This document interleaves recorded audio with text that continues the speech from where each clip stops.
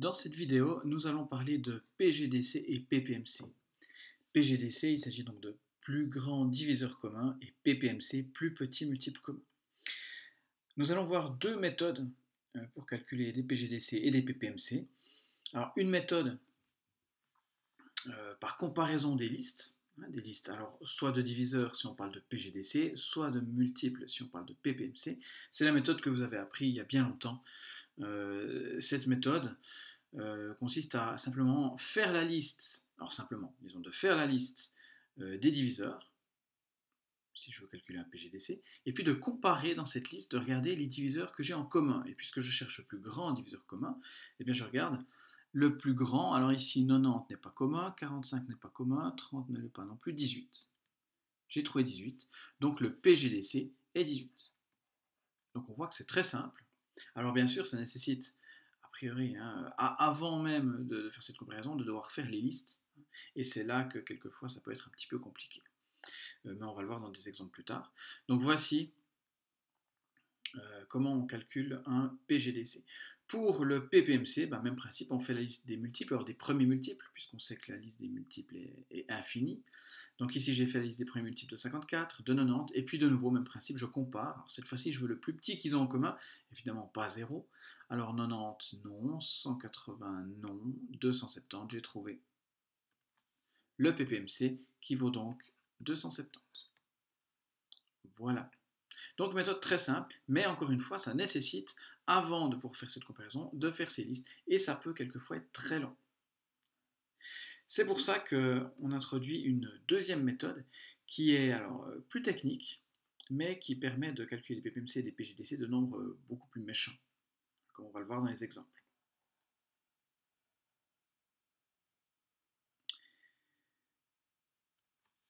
Alors, en quoi consiste cette méthode? Il s'agit tout d'abord de faire la décomposition en facteurs premiers.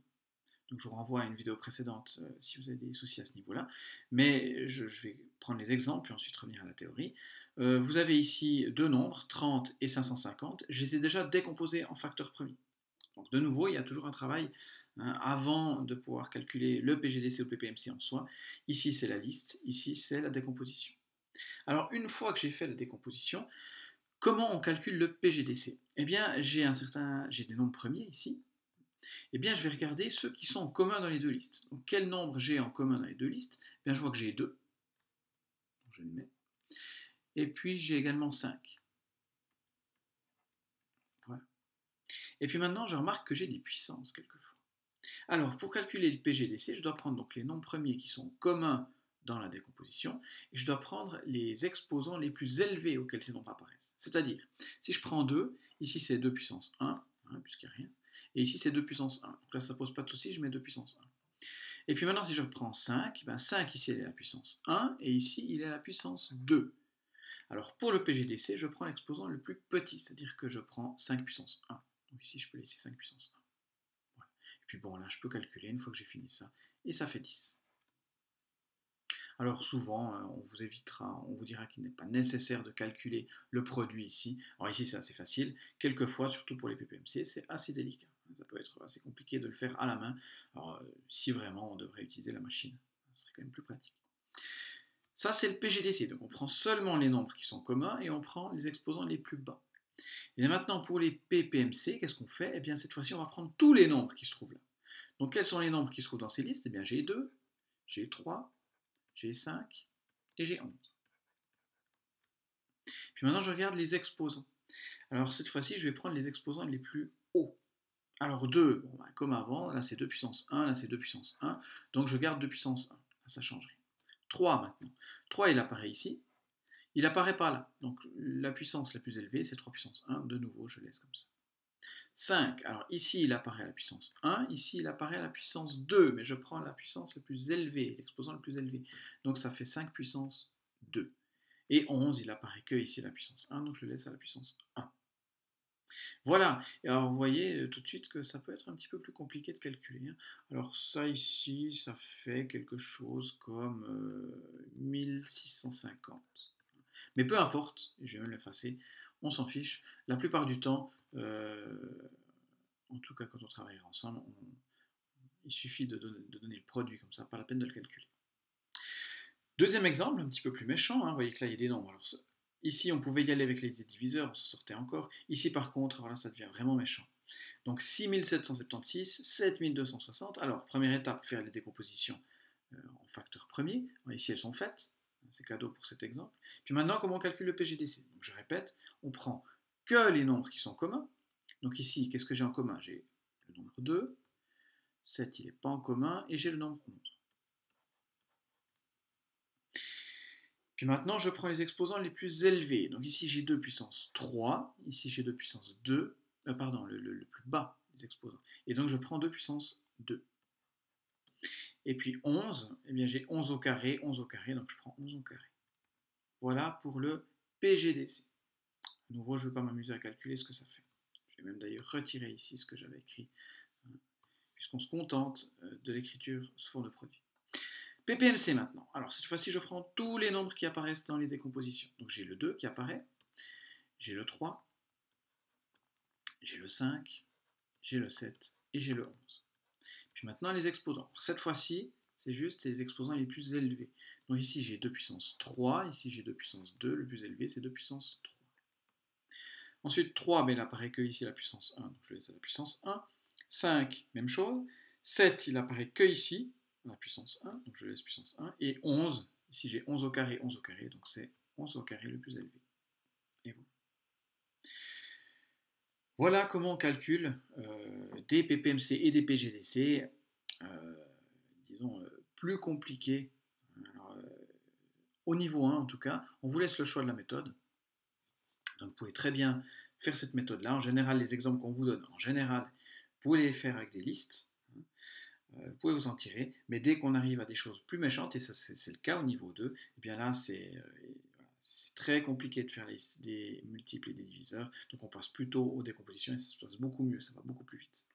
Donc cette deuxième méthode est facultative au niveau 1, vous pouvez l'utiliser, vous allez gagner du temps si vous l'utilisez, mais elle n'est pas nécessaire, elle n'est pas imposée, alors qu'au niveau 2, on vous impose cette méthode-là.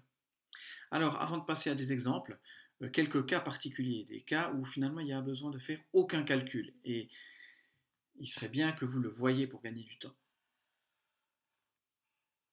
Alors, quels sont ces cas particuliers? Eh bien, on a les cas déjà où on a des nombres qui sont multiples l'un de l'autre. Exemple, si je prends 9 et 54, je ne fais aucun calcul, mais je réalise que 54 est un multiple de 9, c'est 9 fois 6. Et bien dans ce cas-là, le diviseur commun, ben, c'est directement 9. Puisque le plus grand que je pourrais avoir des diviseurs de 9, ben, c'est 9, et puis c'est déjà un diviseur de 54. Et puis pour ce qui est du PPMC, même situation, ben, parmi tous les multiples de 54, quel est le premier que j'ai en commun avec 9? Ben, c'est 54, puisque de nouveau 54 est un multiple de 9. Donc ici j'ai directement 54. Donc quand j'ai des multiples l'un de l'autre, ben, le PGDC c'est le plus petit, le PPMC c'est le plus grand. Deuxième exemple avec 12 et 240, même principe, hein, 12 fois 20 égale 240, donc c'est des multiples l'un de l'autre, donc le PGDC c'est le plus petit, c'est-à-dire 12, et le PPMC c'est le plus grand, c'est-à-dire 240. Voilà. Deuxième cas particulier, alors on parle de nombres premiers entre eux, c'est le terme que j'emploie ici. Alors premier entre eux, ça veut dire quoi? Ben, ça veut dire que le PGDC vaut 1. Donc bon, en fait, ça ne vous aide pas tellement que je parle de ça, mais ce qui est utile, c'est comment on reconnaît facilement des exemples de nombres premiers entre eux. Eh bien déjà, si vos nombres sont premiers, eh bien ils sont premiers entre eux. C'est-à-dire que si vous prenez deux nombres premiers, eh bien leur PGDC vaut 1. C'est le cas ici de 101 et 139. Figurez-vous, si vous regardez dans une liste, ou bien si vous cherchez un petit peu, qu'il s'agit de nombres premiers, donc le PGDC, nécessairement, il vaut 1. On ne fait aucun calcul. Dès le moment où je remarque que c'est deux nombres premiers, le PGDC vaut 1. Et le PPMC, alors qu'est-ce qu'il vaut? Ben, la seule façon d'obtenir un multiple de ces deux nombres, c'est de les multiplier. En tout cas pour obtenir le plus petit. Donc ici on fait 101 fois 139. À nouveau, je ne vais pas calculer le résultat. Ça, c'est le premier exemple de nombres premiers entre eux, c'est nombres premiers tout court. Et puis un autre exemple, c'est les nombres qui se suivent. Vous voyez, ici j'ai pris 127 et 128. Quand j'ai des nombres qui se suivent, je n'ai pas besoin de faire de calcul.